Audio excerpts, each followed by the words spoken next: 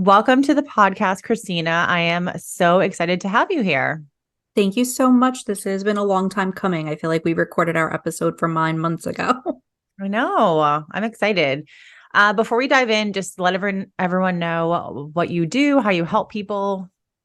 Sure. So I am a certified launch and business strategist for female founders for product-based businesses. So I work with clients from really ideation through launch and beyond, I say. So you come to me when you have your manufacturer in place, and I will help you build the foundation of your business, bring that product to market, launch it, and then grow into whatever direction you're really looking for. Because everyone comes to me with like a different idea or a different plan of where they're going with their business. And then it seems that once they're launched, that plan kind of goes out the window. Yes, absolutely. And how long have you had your own product business? I'm just curious how you kind of got into this line of work. So I do not have my own product business, and I say it's because I'm not creative enough. Like I have these ideas that I'm like, oh yeah, this would be amazing if we made it, but someone else will do it. So I'll just wait and help them then. Mhm. But the way I got into it was a really targeted Facebook ad, honestly. I worked in corporate America for 20 years. And the last 6 years of the business that I was working in a international manufacturer and distributor for optical wear. Oh, And I loved what I did there. I had my hands in a lot of the different departments and working in QA and QC with like technical mechanical parts. I was counting inventory when it was inventory count day, which is the worst day ever. When you're in a big organization like that, helping the sales team, doing just a lot of the logistics planning. And I went through years of fertility treatments to have my son, who's now 6. And oh. he was like 8 weeks old. I was nursing in the middle of the night, fighting postpartum anxiety, and woke my husband up and was like, I can't go back to work. And he's like, okay, and how are you going to make money? I was like, I have no idea, but the mommy bloggers tell me I can do it. So The mommy bloggers. Oh my God. The mommy bloggers. I'm on Funny. Pinterest, I'm on Google, I'm Googling all of the things like how do you make money online? Like how do you stay home with your kids? Because so many people are, saying that you can do it. And I get a Facebook ad that pops up like become a certified product launch strategist. Oh, And I'm like, wow. okay, that sounds interesting. It was like some sort of crazy discounted deal through like Coursera.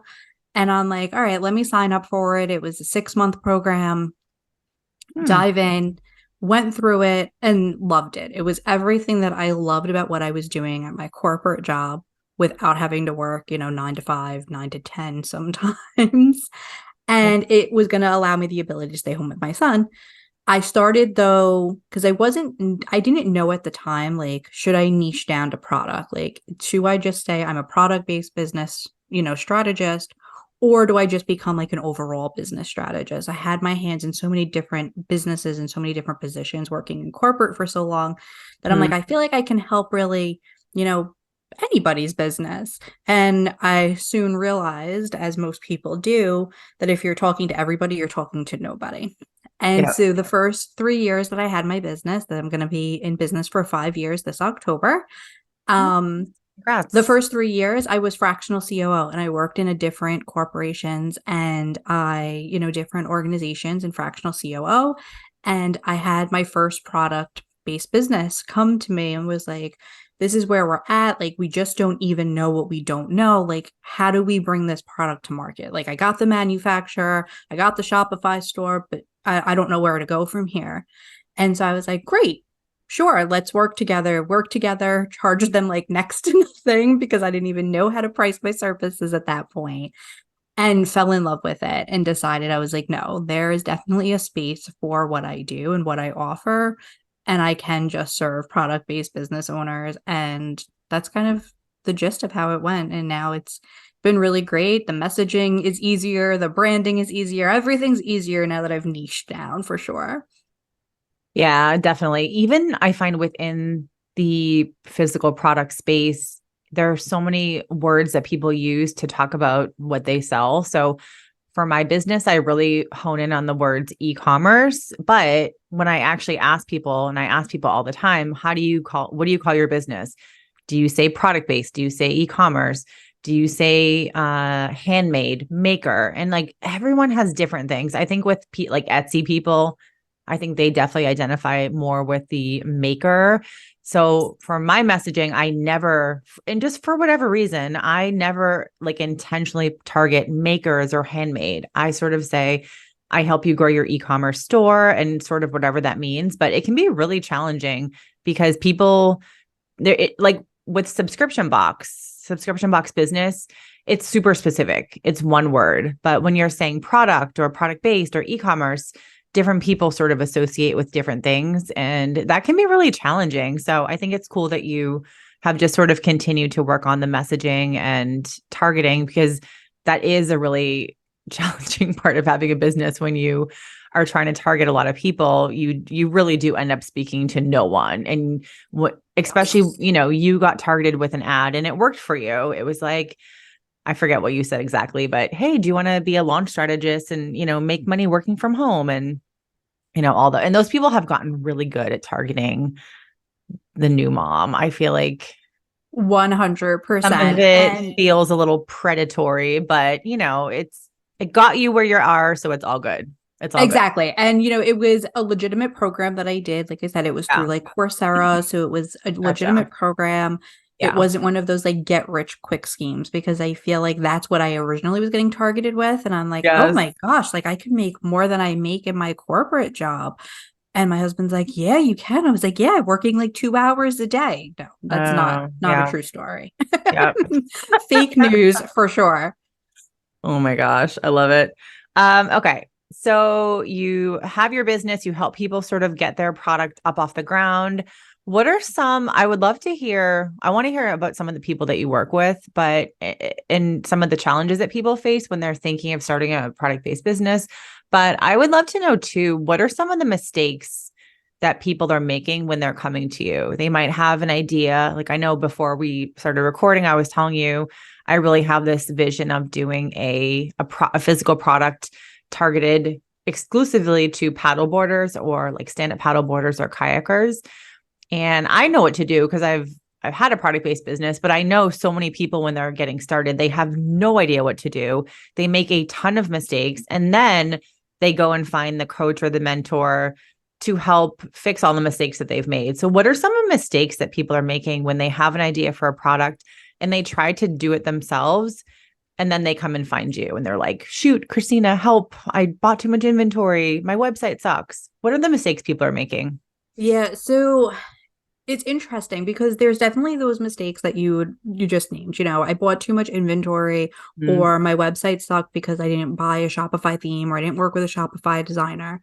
But the bigger mistakes that I'm seeing are the people who, have that I don't know what I don't know, right? So for instance, I had a client who they were designing packaging for their product, and they didn't take into account that there's legal that has to go on packaging if you're looking to go into retail, right? So you need to have specific language on some of this packaging, but they didn't know that because they're new to the product space. They've never sold in a retail location. And so I'm looking at the packaging that they're, designing, and I'm like, it's gorgeous, but have you run this by legal? Have you had your legal team take a look at this? Do you know what kind of warnings you have to have on there? Well, it turned out that there was a whole lot of legal that they needed on their particular product. And so the design had to be completely chalked and started from scratch. So it's things like that. Or, not understanding the quality assurance and quality control process for your manufacturer. So if you have a manufacturer that you're working with, or a drop shipper or whoever, understanding what their process is internally from a quality assurance and quality control. Because at the end of the day, it's not necessarily their name that people are going to remember when the product goes, it's your brand. So they're going to say, oh no, Kerry's project was not what I was looking for. They're not going to say, oh, Alibaba sold her a bad product, right? They're not looking at it in that sense. And so really having a good understanding and knowing that you can push back. Like if you get a product in your hand, two of my clients who would spend a lot of money in manufacturing and development, they got their product, their initial run, and it was not what it was supposed to be. There was problems with it. And I said you have to push back. At this point, they have to fix it for you. You can, whether it's a refund or they send it to another manufacturer that they have partners with, because all these manufacturers know each other, especially if you're doing it domestically, and push back and say, like, no, this is not what we spoke about. This is not what my product is. Hold on to those prototypes that you're like initially getting so that you can go back and show them, like, this is what we approved. This is not what I have in my hand right now. Mhm. And your launch, I did a funny reel a few months ago in Julie Andrews from The Princess Diaries, like how the queen is never late, everyone else is just early. And the same thing applies for your launch, right? Mhm. No one else knows that your launch is supposed to be happening today, other than like me and you normally, right? If you're working with a launch Yeah. consultant. Unless for some reason, which I never advise anyone doing, you're announcing the date before you have product in hand. So Mhm. there's no reason why you can't push your launch back several weeks if the product's not well. You're better off putting out like your ideal product, the perfect item, than to Mhm. put out something that's going to get potentially a bad review. I always use the example of like 10 people go to a restaurant, 9 of them walk out and say it was wonderful. That 10th person walks out and says, I just saw a roach coming out of the kitchen. Chances are you're not Oh. walking into that restaurant and eating, right? And so it's the same thing when you're launching a product. 9 people can be raving about it and being like, oh my gosh, this is the best thing ever. But one person has a terrible experience when you're a small business and you're just starting out, that can take down your entire brand really quickly. Gotcha. Can we just backtrack a little bit? Because you were talking about quality control. And I want to kind of talk about that because I think for some people listening, they might not even know what that means. And I think for some people, if they are, again, they're getting a product from Alibaba, they're maybe white labeling it. They're just taking a product that already, like, let's use, I'm trying to think of something in my office. I always use water bottles as examples. I'm like, I need a different example. Let's say scrunchie. You want to make scrunchies. You want to create this fun vibe. You want to do neutral scrunchies that are like boho vibe, blah, blah, blah, blah. And they already exist. So you go to Alibaba, you find some, you order, you get samples. So is quality control from your perspective from like a reseller going to be different than when and I know, obviously if you invent a product, you're going to do the prototyping and all that kind of stuff. What's the difference for people doing quality control for like those two different examples? Because I know a lot of people listening, they may not be the one that is like creating a product from absolute scratch. They're probably going to be taking a scrunchie that already exists and just white labeling it, or they're going to be taking a phone pouch for paddleboarders and just taking one that already exists, but maybe, changing the color and adding their logo and things like that. So what would be the difference between that person and then a person who's like inventing a product, prototyping, all that kind of stuff when it comes to quality control? Can you do it on your own? Does it have to be formally checked? Like, walk us through what that looks like. So it depends on really what the product is, whether or not it needs to be formally checked, because there are certain products that you're selling them. And this is where, I would always advise someone to speak with legal for any product that they're bringing to market to understand, are there specifics that are needed for this particular product that I want to put there, even Mhm. if you're white labeling it, because there's certain things that they're selling overseas, because Alibaba is coming from overseas, which is fantastic. And that's how they keep their price point low. But what is good for Europe might not necessarily be good for the US. There's different standards for every country. So understanding that. When you have the product, in hand, if say you don't need to, so say you're doing a scrunchie, more than likely there's nothing specific here from a legalese standpoint that you need to look at. But now you're wanting to set the quality, and what do you say is quality for you? Are you okay with maybe there not being enough give on it? Or is this something that you're like, no, you specifically said it's going to stretch to, 10 centimeters. This is only stretching to 8 centimeters. This isn't going to work for me. So those are the kind of things. And then what I would advise is having a checklist so that every order comes through with your checklist items of what is quality for us and what are we willing to put our name on and sell it. Because even if you're white labeling, again, it's still your name on that product. Gotcha. Um, For someone who now is manufacturing a product and they've invented a product, that is a little bit different because one, if you're an inventor, there are patents in place. So you need to make sure that you're matching your patent and your patent specific items Mhm. because that's going to control whether or not someone's going to be able to knock you off. There also now is going to be manufacturing quality control and quality assurance. So that's where I was talking about, you have the prototype, you usually get like a small batch made up so that you can see like what the quality is. Understanding most manufacturers are going to have a list of what they consider their quality assurance check before they mail out the product to you or ship the product to you. Um, and really understanding what that is. And then if you pick up your batch or your batch gets shipped to you for that first order for your first minimum quantity, if Mm. it's not what it's supposed to be, you call up them immediately. You're calling immediately. This is not the shipment that we agreed on. These are the reasons. Take photographs to make sure you're documenting it and then go back to them. More than likely, I would say probably 9.9 times out of 10, the manufacturer is going to make it right for you because they want to, have a long-term relationship with you and they know that your initial batch is only your first order. And hopefully you're going to sell out that initial batch very quickly and you're going to place bigger orders and bigger POs as you continue to grow. Okay. I love that. And then when people are in this, early stages of like manufacturing or getting inventory overseas or even domestically, what are some of the things like best practices that you advise people? So maybe it could be something around the minimum order quantity that you should, be targeting. Cause I know one of the mistakes, when I was starting my business, I was very conservative with inventory. I didn't buy a lot. I bought, a really small amount. But when I work with people, sometimes question when they're launching like a new product or something, they say, oh, I can get this. I can get, if I buy 500, then I get a discount of like 10% off. And I'm like, oh my God, no, don't do that. Like, you don't know if people want to buy that yet. So just as an example, but what are some of the things that when people are, they have the manufacturer, they have some product, they're in that early stage of like pre-launching, but still getting some of those foundational things up and ready, up and running. What are some of the things that you would recommend for them to be looking at to do, or I don't know, what are some of the important things? So understanding your minimum order quantity is so important, whether it's manufacturing or you're bringing it in from overseas. Because as you mentioned, you don't know if this product is going to sell. So yes, that Mm-hmm. 10% off sounds fabulous at 500 pieces. But where are you housing those 500 pieces? Like, does your child's Yeah. bedroom now become your warehouse and you Yep. don't sell for months? And now, again, it's sitting in your child's bedroom. Yes. That's something that you want to look at.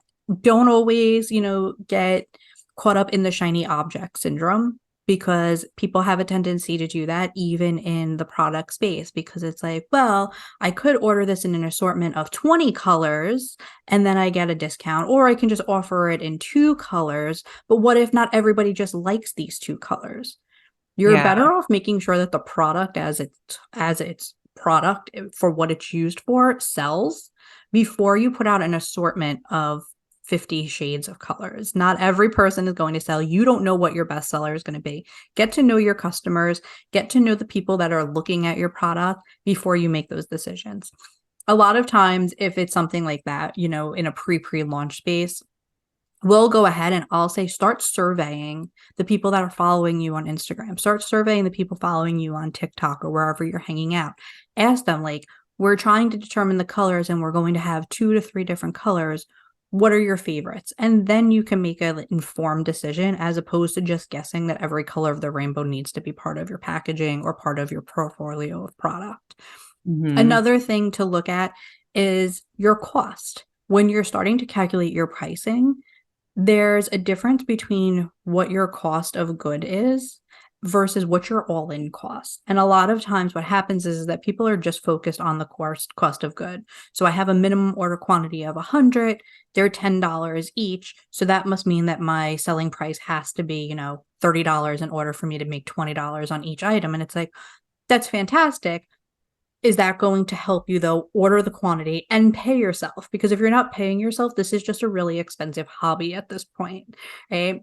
And you're all in expenses because there's marketing expense, there's packaging expense, there's so many different expenses that go into launching a product. And I hope I'm not scaring anybody talking about this, but you will learn quickly if that's something that you're considering doing. There's a lot of expenses that go in. And so you want to have that, and you want to work with someone who can help you calculate what is the proper selling price for your product, Mm-hmm. and doing your market research, understand what is already out there, what are people selling it for, because then you can kind of almost reverse engineer what is the price that I have to buy this product at in order for me to be comparable to what everybody else is selling and also make a profit on it.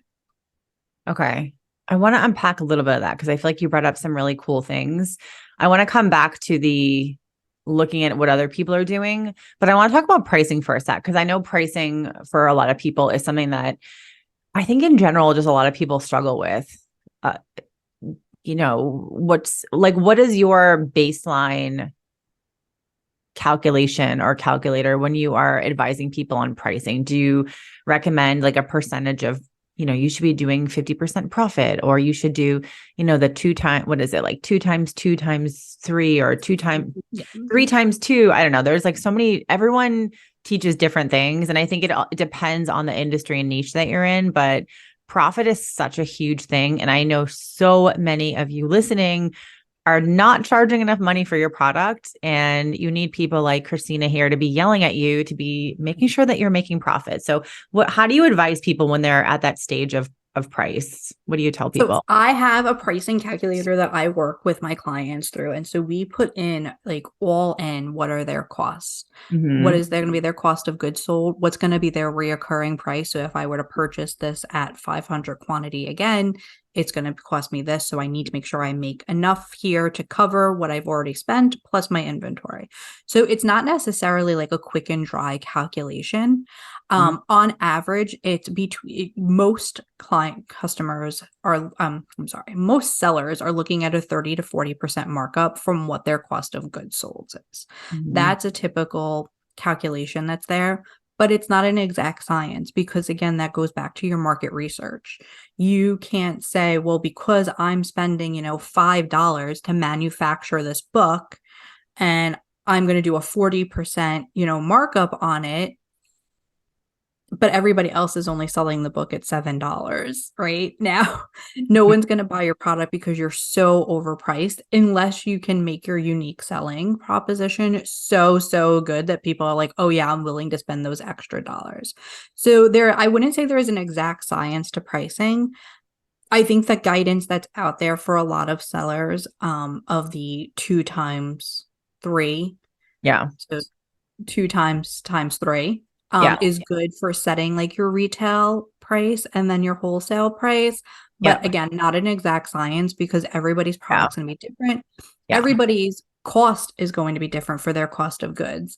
Unfortunately, there's not a lot of manufacturers out there specifically. When you're a reseller, it's a little bit different because there's so many options for you. But when you're working in the manufacturing, Yeah. people aren't there to work with small businesses, unfortunately. And so the smaller your quantity, the higher your price point's going to be. And so your profit margin may be a little lower for that initial launch of your product because you're ordering your quantity so small. And so your price is going to be higher on your cost of good.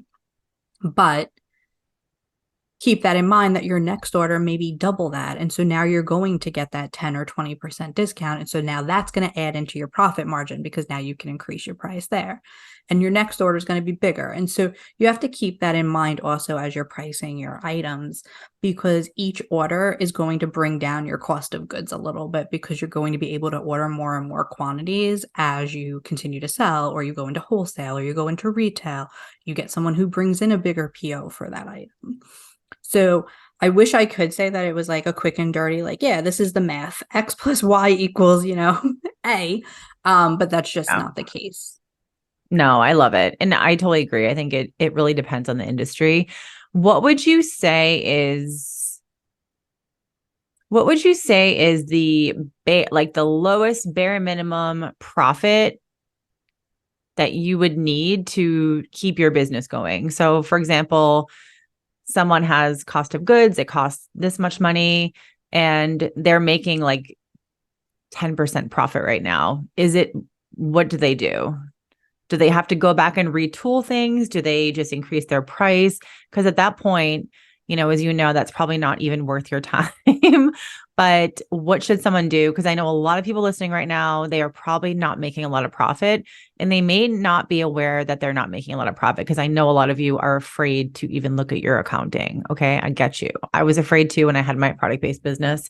But you got to look at your QuickBooks. You got to look at your numbers. You have to make sure that you are making a profit, because just like Christina said, it will become an expensive hobby. So how do we fix that for people? How do they make more money? So first, you're making my little strategist heart cry by saying people don't want to look at their numbers, because my favorite phrase to tell people is know your numbers. As soon as we start working together, we build out an entire scorecard of what your numbers need to be. So we're looking at like your orders, your profit margin, all of that, because you need to be looking at that on a monthly basis and understanding. Yeah. A bare minimum profit margin, probably of 15 to 20% is going to be your bare minimum, because again, you want to make sure that you're making enough to cover the costs that you've already put out, plus the cost to bring in your next item. You have to understand also what your lead time is going to be, because you don't want to have to sell out necessarily and have people wait another 6 weeks, because now you've just lost the momentum that you've built with your initial launch. And so it's like, oh, great, so excited, everybody loves the product, we're all talking about it, we're sold out, it's going to be another 6 weeks, right? So you need to have enough money coming in to be able to order so that you're not necessarily selling out, because that's going to slow your growth and slow the momentum and the excitement of going in there. So I would say at a minimum, 15 to 20% profit margin is what you want to be seeing at least. Ideally though, with like a 30 to 40% margin. Okay. So I want to come back to, what was it I wanted to come back to? I feel like there's so many questions I want to talk about. I love talking about like launching stuff, but I know we are on a time crunch, so I'm trying to be cognizant of that. So when it comes to, okay, so we talked about some basic mistakes that people are making when they are either in the manufacturing stage or launching stage. We talked about some really good tips on profit and margins. Do you advise people? I know a lot of people go by the Profit First book, which I started to read recently. Have not finished it. I've started that book twice and I keep not being able to finish it. I think it's very overwhelming, but it's really awesome. Holy crap. It's an awesome book.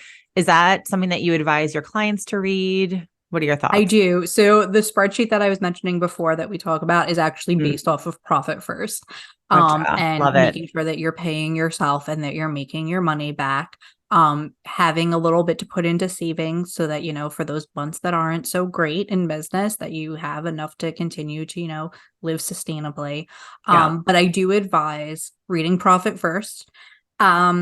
And there are a lot of podcasts, I wish I knew some off the top of my head, that really break down the Profit First method in a more understandable way. So if you go into your podcast and you just search for Profit First, there are people who break it down a little bit, because I know I've tried to read it many a times, like from start to finish, and I just can't. I'm like, my brain is blown, and I love numbers. It's a lot.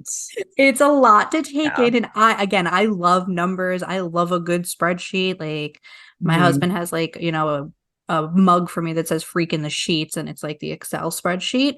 Oh my God. But I read that book and my mind is blown. Funny. Like it is a lot to take in for sure. Yeah, it really is. But I think this, I feel like I like how this conversation has sort of shifted a lot into the pricing stuff, because that's such an important part of when you are launching a business. It has to be a business. And I think from day one, even if you pay yourself a little bit, like the teeniest amount, maybe it's $20 a month, it doesn't matter. I truly feel like when you have the mindset of, I am actually paying myself a little bit and investing some of the money back in the business for inventory or marketing or whatever, that's great. But I think when you start off your business and continue to run your business and not pay yourself, I think your mindset is like screwing you over, because you're almost telling yourself, oh, this isn't a real bit. This isn't a real business. It's like my little business, which I hate when people say that. I cringe because I get Facebook I don't know if you get these too, Facebook reminders, oh, reminder from 6 years ago. And so I launched my business 7+ years ago in July, but I'm getting all of the reminders of those first few months of my business from 7 years ago on Facebook. And so many times when I talk about my new business, oh, support my small business, like not small business, support my little, like I launched a little business. And like, when you start saying little business, it's not good. Like you really are telling the universe, like, this isn't a real thing. This isn't a serious business. It's not a fucking hobby. It's your business. Pay yourself, even if it's a little bit of money. So I'm glad that you touched on the profit first, paying yourself. Cause I think it's such an important thing. And I know so many people listening are probably not paying themselves. So, And it's definitely a mindset switch. I worked with a client who they yep. had been already in business for probably a year and a half at the time, and they had yet to pay themselves.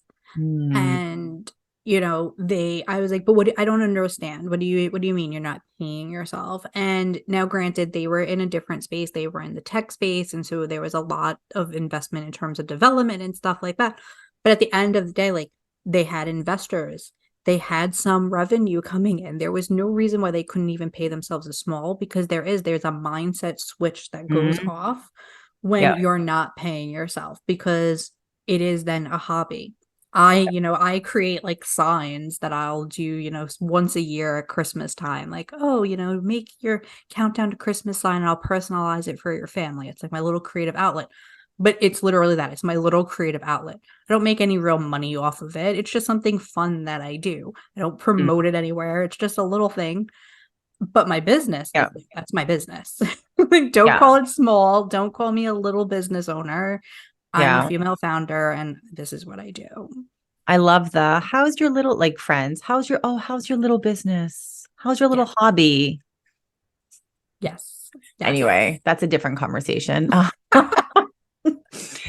Okay, awesome. Well, tell everyone how they can work with you. Tell everyone what services you offer and tell people where they can find you and connect with you, social media, your website, all that kind of stuff. Fantastic. So my website is theproductdoula.com. You can also find me in your earbuds at the Product Doula Presents podcast, which is a podcast for e-commerce business owners. I highly recommend our episode that Carrie and I did earlier this year on having raving super fans. Hey. And then how you can work with me. So if you are launching a business, I do offer a full service launch management. So this is really helping you to set up your business foundation so that you can not only bring your product to market and launch and scale, but that you can continue to grow and sustain your business long term. This is like having basically a fractional COO in your business, helping you to get it to that next level. In addition to that, if you've already launched and you're in that growth space and you're going through all of the ups and downs that is being a business owner, I offer a unlimited support package. And so what that looks like is it's basically having a strategist in your back pocket. You have unlimited Voxer support with me, as well as up to 3 Zoom meetings a month where we can strategize and look at your pricing strategy. We look at your business holistically to say, where are your operations? What's going on in your inventory? And so, again, you can visit me at productdoula.com, reach out, schedule a clarity call. I am not a salesy person, so we will chat during that call. And if it's a good fit at the end, I will send you a proposal. I'm not even going to give you a price on the call. I'll send you a proposal and then you can tell me yes or no if that's the right fit for you. Amazing. Well, thank you so much. So nice to chat with you again and just hear, some fun tips on launching and mistakes and profit and all that kind of good stuff that goes into all of the product business world. So thank you so much, Christina. Great to see you.